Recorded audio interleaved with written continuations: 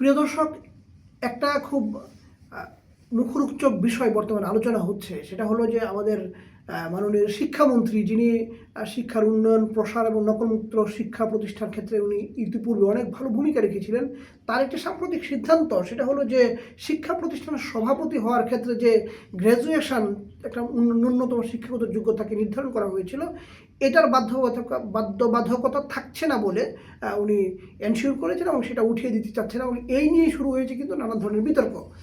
কারণ এই যে শিক্ষা প্রতিষ্ঠানের যে কমিটিগুলো গঠিত হয়, সেগুলো কিভাবে গঠিত হয় আপনারা কি জানেন? সেই কমিটিতে শিক্ষক প্রতিনিধি, অভিভাবক প্রতিনিধি থাকেন।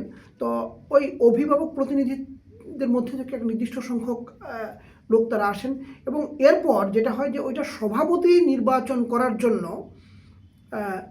দাতা, প্রতিষ্ঠাতা এবং বিদ্যুৎসাহী সদস্য নিযুক্ত করা হয়। তো বিদ্যুৎসাহী সদস্যটা এটা যে কাউকে নিযুক্ত করতে পারেন। এটা অনেক সময় হয়তো স্থানীয় যিনি সংসদ সদস্য বা রাজনৈতিক নেতা, তার সাথে পরামর্শ করে করা হয়।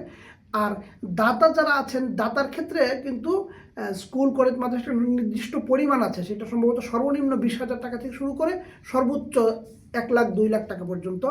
আর প্রতিষ্ঠাতার ক্ষেত্রেও কিন্তু এরকম একটা সুনির্দিষ্ট নীতিমালা আছে, যেখানে সম্ভবত কমপক্ষে ন্যূনতম 1 লাখ টাকা থেকে শুরু করে 20 লাখ টাকা পর্যন্ত অনুদান দিলে তিনি এই ক্যাটাগরিতে তারা নির্বাচিত হন। কিন্তু অনেক ক্ষেত্রে দেখা যায় কি, যে রাজনৈতিক প্রভাবের কারণে কাউকে ঢুকানোর জন্য তাকে দাতা বানানো হয়, প্রতিষ্ঠাতা দেখানো হয়, কিন্তু ওই পরিমাণ অনুদান কিন্তু উনি করেন না, কিন্তু সেটাকে অন্য কোনোভাবে দেখিয়ে দেওয়া হয়। আর সেইখানেই ঘটে বিপত্তি, যে এই সূত্র ধরেই অশিক্ষিত রাজনৈতিক মানুষগুলো এখানে যুক্ত হয়ে তারা সভাপতি হয়ে যান। আর স্কুল, কলেজ, মাদ্রাসার সভাপতি হওয়ার পিছনে কিন্তু অন্যতম একটা কারণ হচ্ছে যে এখানকার যে উন্নয়ন প্রকল্পগুলো হয় এবং যে সমস্ত নিয়োগ প্রক্রিয়া যেগুলো হয়, যদি এখনও এনটিআরসির অধীনে নিয়োগ, তারপরেও এই নিয়োগ প্রক্রিয়ায় তারা একটা বিরাট দুর্নীতি এবং আর্থিক লেনদেন তারা করে থাকেন, এবং এখান থেকে একটা ভালো সুবিধা তারা নিয়ে থাকেন।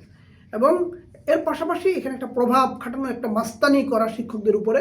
এই কাজের জন্য রাজনৈতিক নেতৃবৃন্দ সরাসরি সভাপতি হওয়ার জন্যই তাদেরকে এই ছলচাতুরির আশ্রয় নেওয়া হয়। তো সেটা যাতে করে ন্যূনতম পর্যায়ে চলে আসে অথবা বন্ধ হয়ে যায়, এই জন্যই গত ইন্টারিম সরকার একটা নিয়ম করেছিল যে শিক্ষা প্রতিষ্ঠানের সভাপতি হওয়ার ক্ষেত্রে ন্যূনতম তার যদি শিক্ষাগত যোগ্যতা স্নাতক না হয় তাহলে হবে না। আমরাও মনে করি যে এই নিয়মটাকে বহাল রাখতে হবে, যেহেতু শিক্ষার প্রচার, প্রসার, উন্নয়নে বর্তমান শিক্ষামন্ত্রী আনোয়ার এহসানুল হক মিলন উনি অত্যন্ত সুদৃঢ়ভাবে ভূমিকা রেখেছেন।